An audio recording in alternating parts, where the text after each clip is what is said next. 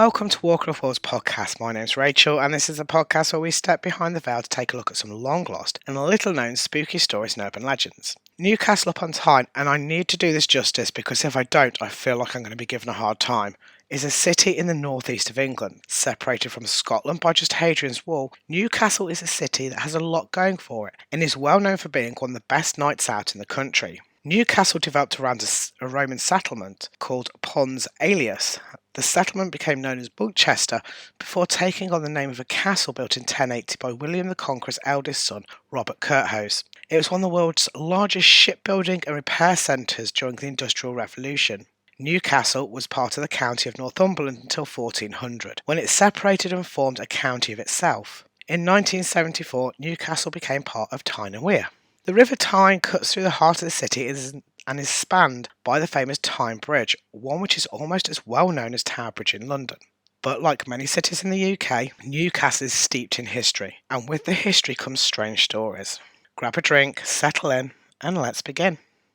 Newcastle Cathedral sits in the heart of the city. Just a short walk from the train station, the Grade 2 listed building soars above the neighbouring streets with a 59-metre tall spire. Originally named after St Nicholas, the patron saint of sailors, the cathedral has been accepting parishioners for over 1,000 years. It's not the cathedral that we're after. If you walk behind the cathedral, you'll find yourself in the tiny churchyard. Find the building with the ornate white and pink doorway. It's easy to spot. Now look at the top of the door. What do you see? For sitting on top of the doorway with its paws curled around the edge is a black rabbit. Red eyes stare down at you and red claws protrude from the paws. A pair of white fangs dripping with blood curl down from its mouth. Legend has it that there was once a gang of grave robbers running rampant in the area.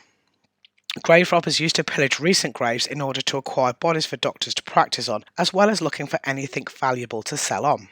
One evening, while the grave robbers were at work, if that's what you can call it, a fanged beastie was seen to rise from the shadows of the adjacent buildings. With its red eyes glowing in the night, it is said to have attacked the grave robbers and drank their blood. Less superstitiously, it has also been theorised that the vampire rabbit is in fact a hare whose ears were mistakenly put on backwards. If this were the case, the bloody little creature could have been installed as a reference to Sir George Hare Phipson, a local doctor, Freemason and friend of the cathedral's architect. Most basically, the rabbit could simply be meant to represent the coming of spring, invoking the same symbolic association that created the Easter Bunny. While the vampire rabbit of Newcastle is originally the same sandy colour as the surrounding stonework, in modern times it has been painted a menacing black with droplets of blood staining its teeth and claws.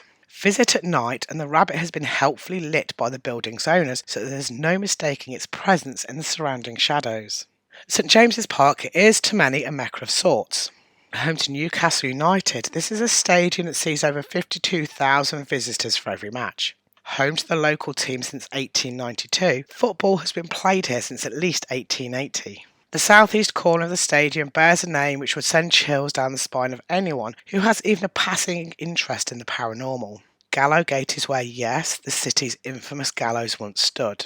The final execution on these gallows took place in 1844, before executions were moved within the prison itself. So it's no surprise that there are tales of ghostly happenings within the area. There are mutterings of at least one ghost within the walls of St James's Park itself, but it's the nearby metro station that seems to take the brunt of the area's paranormal activity. St James's metro station sits below the stadium and is served by up to 5 trains per hour on weekdays and 4 per hour on weekends. The station opened in 1982 and is used by around 270,000 people per year. During construction, it is said that a burial ground was dug up. Voices have been heard in the tunnels, which in turn has led to trains being suspended and investigations launched, only for them to find that there's no one there. Former staff have called the station unnerving and eerie. At night, and with everything shut down, the station is so silent that people's hearing has been known to play tricks on them. Or has it? Another story related to the station is that, back in the 1980s, a child fell down the escalator and died. The sounds of a crying child have been heard within the station, and again, searches have been launched to find the source of the tears, only for there to be nothing there. Could the unsettling nature be because of the area's notoriety and the spirits that presumably linger in the tunnels? Or could it just be the human imagination playing tricks? Approximately 4 miles southwest of the city centre is the village of Winlayton.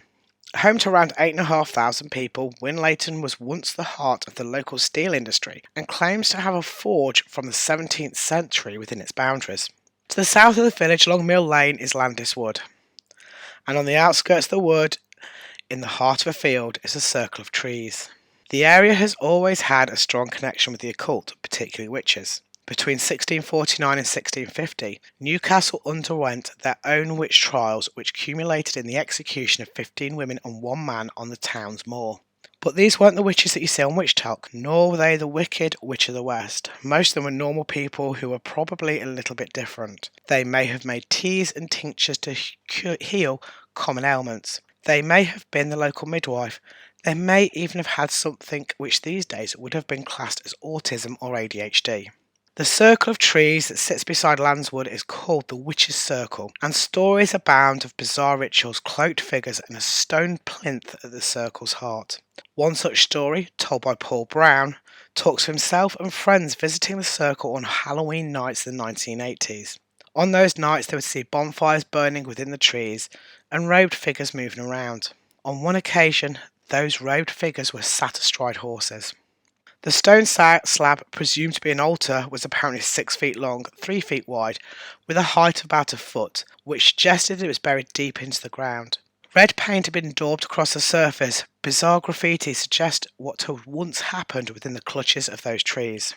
And one day that stone slab was gone. Apparently it was removed by either the farmer or the council to stop kids from going to the circle every Halloween. When they were in their teenage years, Paul and his friends made one final Halloween visit to the Witch's Circle. This time there was no one there. No robed figures, no fires, no whispered incantations. The night was still and calm. That was until they closed in on that circle of trees. The wind began to pick up, swirling the long grass around their feet and whistling around their ears. Above them the clouds raced across the sky, and the wind grew in intensity until it became difficult to walk. Yet the small group weren't scared. They were laughing and whooping and generally enjoying the night. But the force of the wind drove them back, and they eventually decided to return to the relative safety of a nearby pub. As they did, the wind began to die down until when they reached the road, it was completely gone.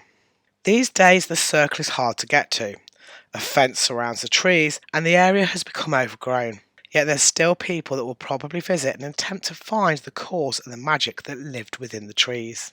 Opposite the Rutherford Memorial Fountain on Big Market is a building that was once a Pizza Hut. A building you may assume to be filled with the treats that we all know and love, and hopefully a salad bar.